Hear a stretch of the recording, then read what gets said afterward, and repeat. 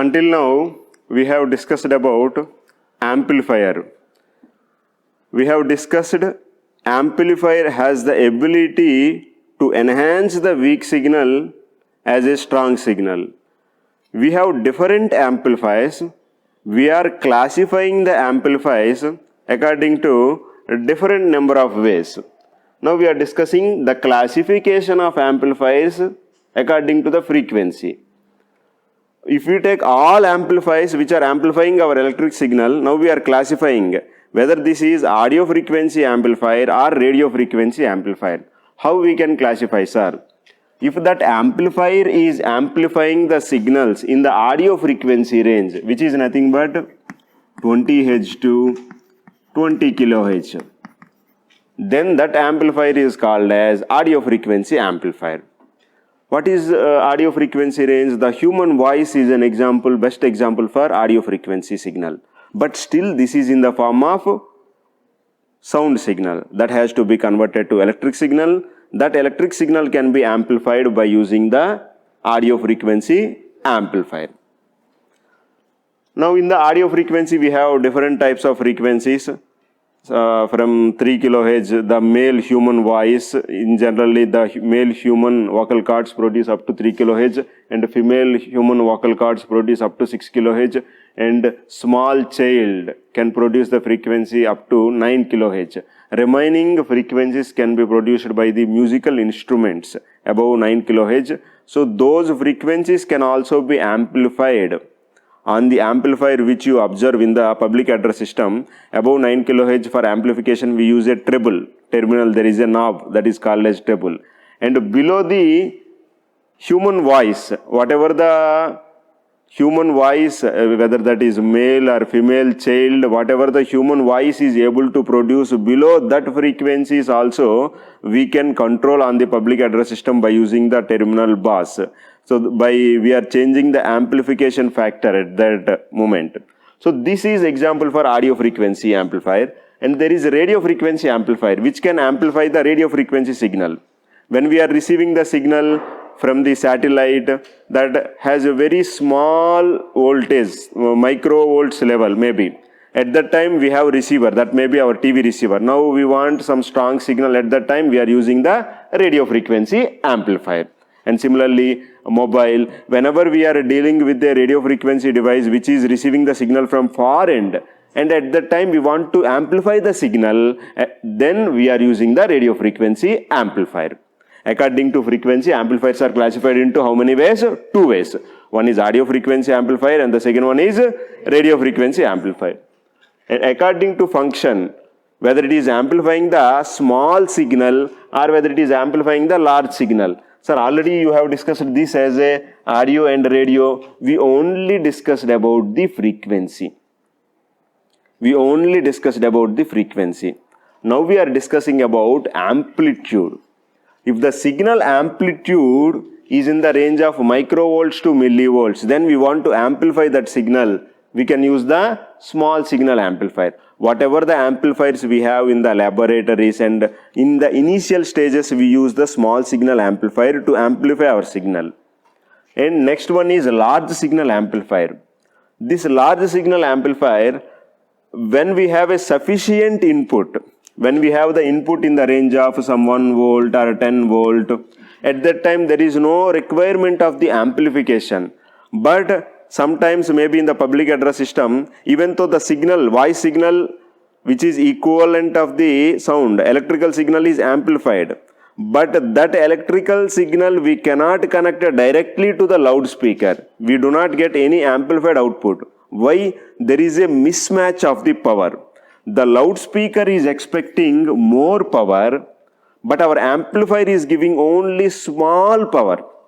Even though the signal is amplified, because the power requirements are mismatching, to increase, enhance the power, we are using the power amplifier which we call as a large signal amplifier.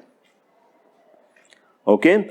In generally, we use first small signal amplifier followed by the large signal amplifier. First stage will be small signal amplifier and next stage will be large signal amplifier. Then the power requirements of that particular amplifier matches with the loudspeaker.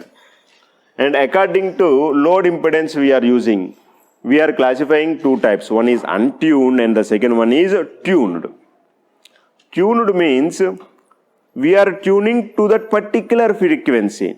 We can use either single tuned or double tuned or staggered tuned. What is this tuning? Example, when I am taking an inductor and this is a capacitor. Now this circuit has the ability to tune to particular frequency. When we also call this circuit as a tank circuit. Like water tank stores the water, this particular circuit is storing the energy. That's why it is also called as tank circuit. It is nothing but antenna. Now when we are changing the capacitance, we are tuning it. We are tuning to one channel, from one channel to another channel. There you are changing the capacitance. You are changing to another channel. There you are changing the capacitor. So in front of the TV with the remote you are thinking, I am changing the channel only because of the remote. But that is not true in the practical case. Even though you are changing the number of the channel by using the remote, but internally you are changing the frequency by using the capacitance. When you are changing the frequency, that particular frequency channel appears in your TV. At a time, no two channels appears in the TV. So you are changing the frequency. You are tuning it. In olden days, they are used to tune. They are used to tune radio for getting the signal. In nowadays also, when you are using the FM in the mobile, you are tuning. 98.1 FM, you will get some signal. 98.3 FM, you will get the some signal. All signals are here only. But when you are tuning to that particular signal, you are receiving that. That is called as tuning. If we are using one tank circuit, then it is called as a single tuning.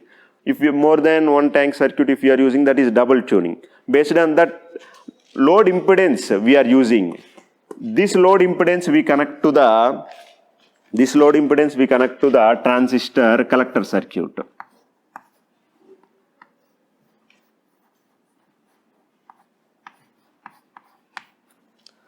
At the collector end only we connect this for the tuning. Okay, so this is the example for tuned, whether we are using tuned or untuned. In untuned, we do not use any tuning circuit for the selection of frequency. When we want to amplify a particular frequency signal, when we have more than one frequency signal, maybe you are sending 10 frequency signal, but you want only one frequency, one particular signal to be amplified. At that time, we use the tuning circuit. Okay. Next, according to period of conduction, we are classifying class A, class B, class AB, class C. What it means?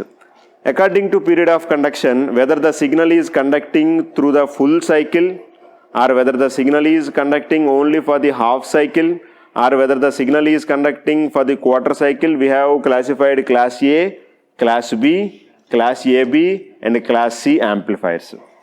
And according to number of stages, why we are going for the number of stages? In nowadays requirement, if we use a single stage amplifier, the output is not sufficient. So we are taking more than one stage amplifier. So first stage amplifier, second stage amplifier, third stage amplifier. First the signal will be in the range of the microvolts. Now it is changed to millivolts. Now it is changed to volts. Now power enhancement is done like that. My audio, whatever the voice you are hearing through the mic, through the loudspeaker, whenever I am speaking through the mic, whenever you are hearing through the loudspeaker, that is because of more than one stage.